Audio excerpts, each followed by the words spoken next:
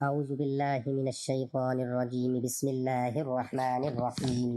محترم بھائیوں اور بہنوں، آپ کے لیے آج ایک ایسا عمل جس کے کرنے سے اللہ تبارک و تعالی آپ کی ہر دعا کو قبول فرمائے گا۔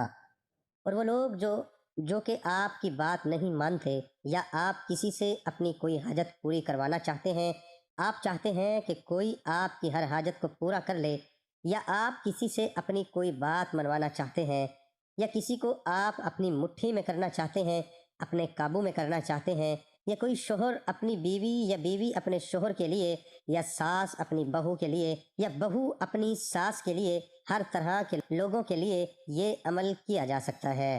لیکن یہ عمل صرف جائز حاجت کے لیے کریں، ناجائز حاجت کے لیے یہ عمل ہرگز نہ کریں، کیونکہ اگر اس کو ناجائز کام کے لیے کریں گے تو اس سے آپ کو الٹا نقصان بھی ہو سکتا ہے۔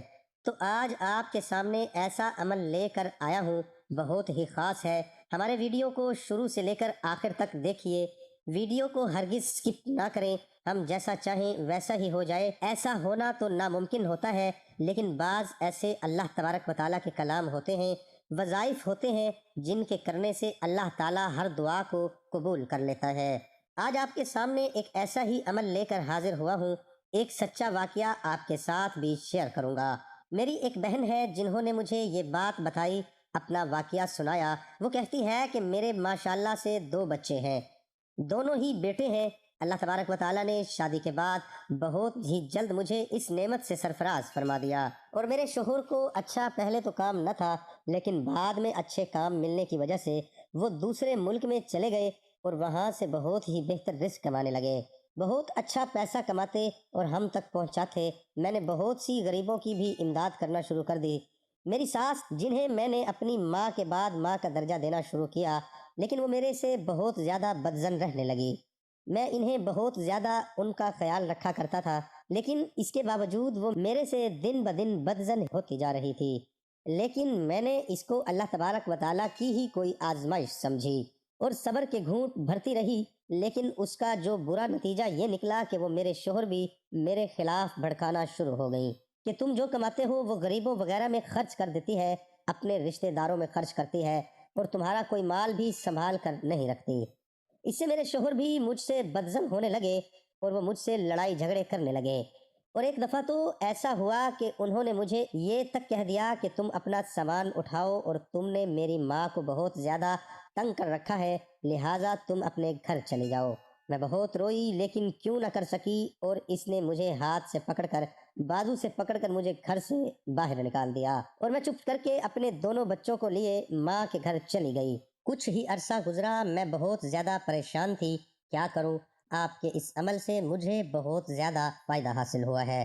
تو ہم نے انہیں یہ عمل بتایا۔ اس عمل کی برکت سے صرف اور صرف 1 مہینہ انہوں نے یہ عمل کیا۔ 1 مہینے کے اندر اندر ان کے شوہر نے انہیں خود کال کر کے کہا کہ واپس آ جاؤ، اور وہ بھی واپس آئیں۔ انہوں نے اپنی ماں کو سمجھایا، اور اسی طرح سے کہتی ہیں کہ وہ دونوں پیار اور محبت سے میرے ساتھ بہت اچھا سلوک کرنے لگے، اور میری ساس بھی میرے ساتھ بہت اچھی ہو گئی ہے۔ بے شک یہ بات درست ہے کہ ساس بھی ماں کا درجہ رکھتی ہے، لیکن ہمیشہ یہ ایک جو عورت ساس بنتی ہے، اس سے میری ایک درخواست ہے کہ آپ جب ایک بہو کو اپنے گھر لے کر آتی ہیں تو یہ سوچ کر لایا کریں کہ 20 سال کی ایک چھوٹی سی بچی ہے، ایک عورت ہے، آپ کی جتنی 50 سال کی عورت نہیں ہے۔ اس لیے اس سے 20 سال کی ہی توقع رکھیے، اور انہیں اپنی بیٹیوں جیسا برتاؤ کریں۔ ان کے ساتھ بھی آپ ایسا سلوک کریں جیسا تم اپنی بیٹیوں کے ساتھ برتاؤ کرتے ہیں، ویسا کریں تو انشاءاللہ عز و جل بہت اچھا رزلٹ ملے گا۔ آپ کا جھگڑا بھی نہیں ہوگا۔ انہوں نے کون سا عمل کیا؟ اس کے علاوہ اگر کوئی بھی میرے بھائی کو بھی، میری بہن کہیں پر کوئی انٹرویو دینے جا رہی ہے، یا کوئی بھی جاب کا مسئلہ ہے کہیں پر بھی، یا کسی کو اپنی محبت میں مبتلا کرنا چاہتے ہیں، ہر مقصد کے لیے آپ یہ عمل کر سکتے ہیں۔ سب سے پہلے جیسے ہی آپ نے نیت کرنی ہے اس عمل کے کرنے کی، تو آپ نے 2 رکعت نفل صلاۃ الحاجات کے پڑھ لینے ہیں۔ کوئی بیچ میں آپ 3 مرتبہ سورۃ اخلاص پڑھ لیں، تو 2 رکعت آپ نے نوافل صلاۃ الحاجات کے پڑھنے ہیں۔ جب آپ یہ پڑھ لیں تو اپنے سیدھے ہاتھ کی ساری انگلیاں کھول لیں، اپنے سیدھے ہاتھ کی انگلیاں کھول کے اور ہاتھ کا رخ اپنی جانب کر لیں۔